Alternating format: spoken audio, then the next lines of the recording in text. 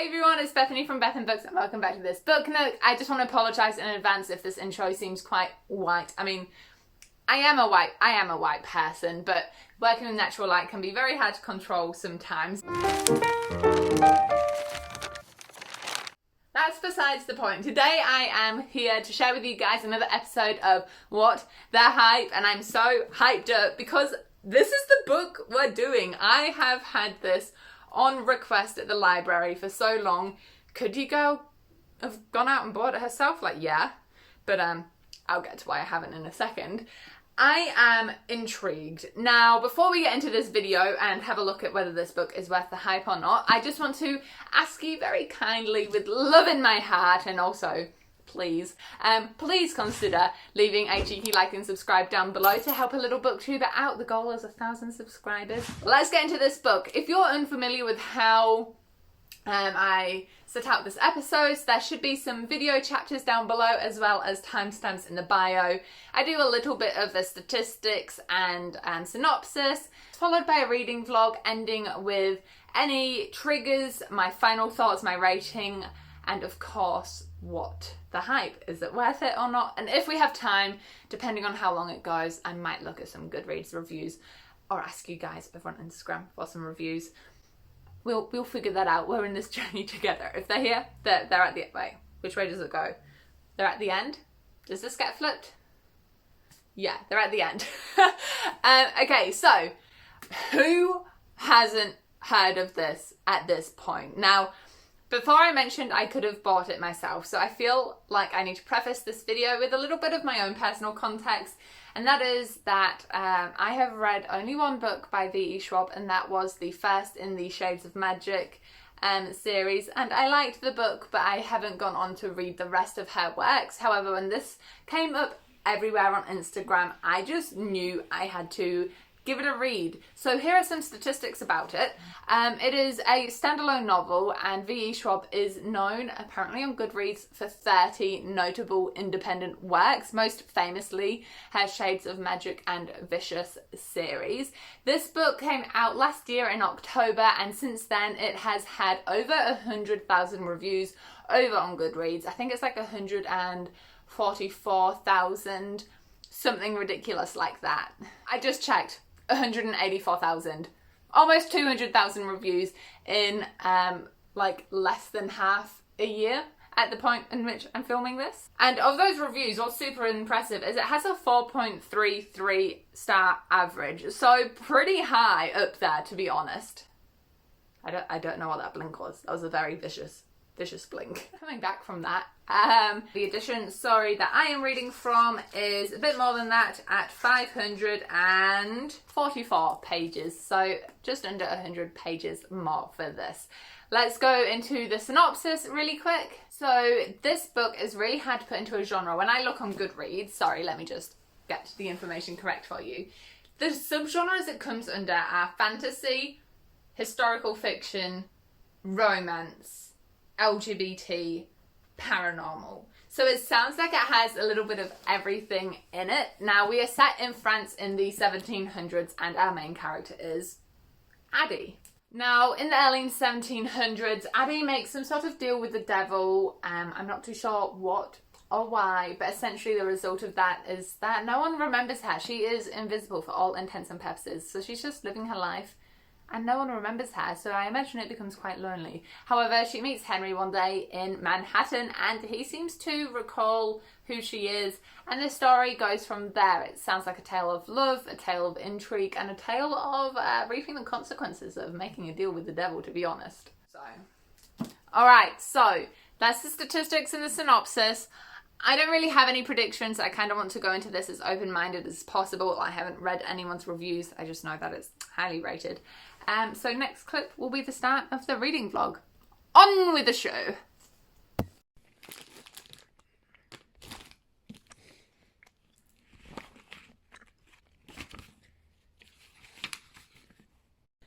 Alright, reading vlog time. If you can hear things in the background, don't mind Tidus. He's just playing The Witcher, eh, babe? Playing The Witcher. I am 100 pages in. I did some reading earlier this morning, and my bookmark is a fruit pastel wrapper. Conveniently, The 100-page mark is also bang on part 2.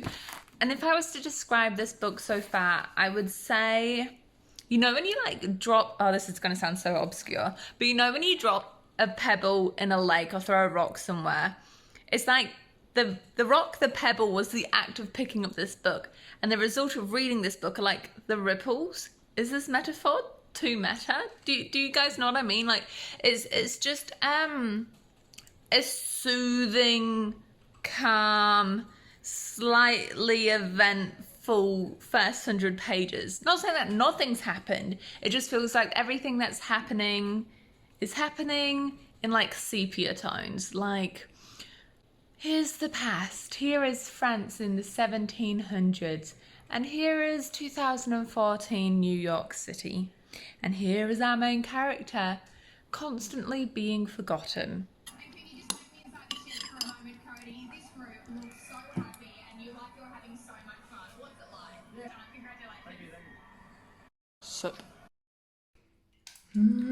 Time to read part 3 of The Invisible Life, Addie LaRue. And today's piece of art is this cute little book. It's so anticlimactic.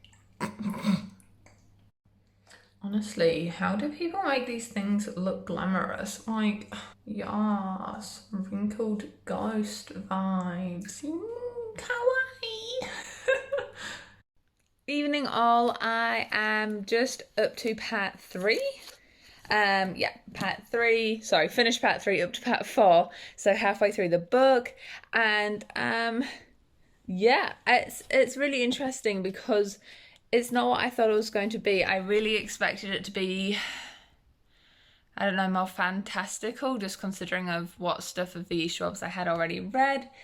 Not saying I don't dislike it or anything, it's just different to what I expected. Anyway, I'm going to maybe try reading another section of it before going to sleep. Good morning, guys. I have just finished reading part 4, so up to part 5, and I'm getting to a part in the story where I'm wondering if this book could have been shorter. Like, I understand things are stretched out to... I feel like things are stretched out to be a bit of a metaphor for Addie LaRue's life, but it doesn't make for the most grabbing reading at times, you know what I mean? So I am up to the 400-page mark. I've only got a little bit left, and something I've realized as I've been reading this is I'm finding it hard to sit down and like read it in massive stints. It's very much broken up, like reading part 1, part 2, blah de blah, or in this case I read 50 pages, stopped, went and got some chips, came back, I'm about to pick it up again. So yeah, just something to know. I can 100% tell that something like sad is going to happen. So like there's been a revelation around Henry. Oh, I'm not even in frame. There's been a revelation around Henry, and I can just tell that things are going to go downhill. But I'm going to sit here and I'm going to finish it. So I finished it, guys. Finished it just in time for dinner. So that's what's happening in the background. Oh, actually, is this a transition? All right, guys, I have finished the book. Sorry about that glow. I have finished the book and I have thoughts. Let's get into them. First of all, the triggers for this book. There is depression and substance abuse and death just riddled throughout this book. It's a massive theme, this idea of your life coming to an end and your soul being taken by the devil or a devil kind of figure. So just a heads up for those. Now into my thoughts, and I've written them down in my good old Shakespeare notebook. You guys are probably familiar with this. Because it took me a while, guys, to figure out what my thoughts were about this. The first point I wanted to mention, and as you probably have seen in the reading vlog section of this video, is that this book wasn't a cover-to-cover read for me, in the sense that I sat down and I couldn't, like, put it down. Every time there was a break, which was like maybe every 170 to 100 pages or so, I definitely stopped and had a bit of a breather. Sometimes I just put it down for hours before getting back to it.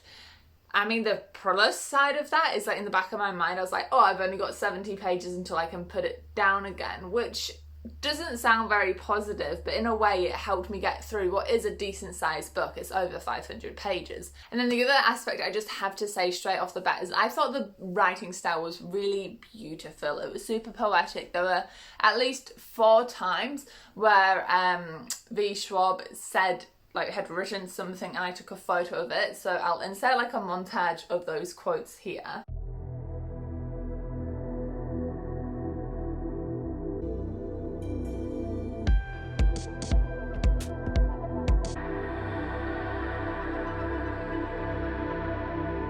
So yeah, obviously really, really gorgeous writing. I really loved that element of the book. And yet it made the pace, oh, sleep in my eyes too. It made the pace quite sepia toned. It was kind of meandering, a leisurely trickling stream kind of vibe. And although that was beautiful, it also meant that one of my main issues with this book is that it wasn't very exciting. It was beautiful and sometimes boring, if I'm just being completely honest with you. So Addie LaRue, she's like, what's the word I'm looking for? Immortal.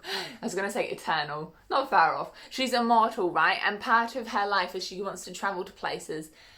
But everywhere that she's travelled that we see in the book is a European country.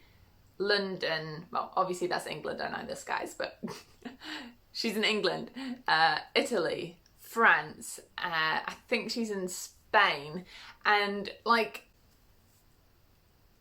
she could have travelled so many other places, and she possibly did, but we don't see that. So I was really missing that full around the world element. Addie LaRue is also bisexual. It would be awesome if we could see more like female romance, because there must be at least 7 different people that she's been romantically involved with that are honed in this book, and only one of them was female. And again, all of them were white. So just something to discuss, really opening the door to that conversation. I really loved how the start of each section had a piece of art, and how much this book linked art and literature and music into this idea of eternity and immortality. Like, this piece of art is immortal because as long as it doesn't like burn, it's always there. So I thought that was really beautiful. I just really love that message that it holds. And I just really loved how bookshops were woven into this story. Addie essentially says the only way I stay sane is through reading books and experiencing other people's lives. And I think that's beautiful. Again, beautiful writing, really nice messages, just a little bit in the interest side of things. So what's my rating, and is it worth the hype? Well, I do not think it's worth the hype. Yeah, I really struggled with this team. I think it's beautifully written. I liked the writing, and I like, if it was just off writing, 5 out of 5 stars. But just as a whole, I'm going to give it 4 out of 5 stars, dropping a star just because it didn't hold my interest enough, but there are enough parts of it that I did quite enjoy it. It's just not an all-time favourite, and although I would recommend you picking this up eventually, just make sure you're in the mood for, like, I don't know, wrapping yourself up in a warm blanket with a cup of hot chocolate and just falling into a slow-paced book. So that brings me to the last section of this video, which is like looking at your reviews and your thoughts and just responding, reacting to them. So I did ask over on my Instagram at Beth_and_books what you guys thought of it, and I had a couple of responses. So here we are. First of all, Courtney and her books loved the writing, and yes girl, I just obviously agree. It was beautiful. Yeah, it's a shame that the plot didn't hold up as much for me. Alyssa and the Starless books both are talking here about how long it took to get into the book. And now that I'm thinking about it, yeah, if I had to put like a post-it note in a page, it would probably be like the 250, 300 pages out of 500 page mark that I started to get quite intrigued. And honestly, that's when the blurb, like what happens in the blurb, which is about Addie finding someone who remembers her. That's when it happens in that section of the book. And he mentioned the like the plot progression and the different perspectives. I've mentioned before on this channel how split perspectives sometimes can ruin a book for me. It's not that I'm unable to keep things straight in my head. It's that sometimes just telling me a story from beginning to end works well. And I have to say, I did enjoy the links between, again, the art and the past and then that to present Addie.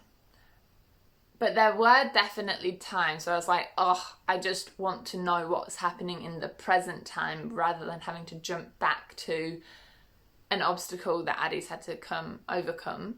Rachel Reeves mentions the romance, and yeah, I briefly touched on this when it came to Addie's bisexuality. There's a vibe of quick burn romance. Addie's love interests are never going to remember her, so every day it's like they're meeting each other for the same time. And yeah, it set out as a romance book, but in a way it's kind of like these are the people Addie slept with until she met someone who remembered her. And if you guys have read this, please leave a comment down below and let me know what your thoughts were about. I'd love to have some conversations in the comments. Thank you all for making it this far. Also, leave a comment if you have a suggestion for what book I should do in the next What the Hype episode. I do have a list in my notebook here of books you guys have suggested that I'm slowly making my way through. With all that being said, enjoy all the places you go in your own reading adventures, and I will see you in the next video. Bye. Spinning the wheel for my beautiful subscribers.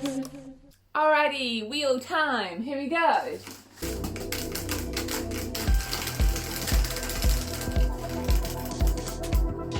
So it's landed on half adult and half loved author. So is there a book from an author you really like that's on your shelves that you haven't read it? Now is the time. Bye guys.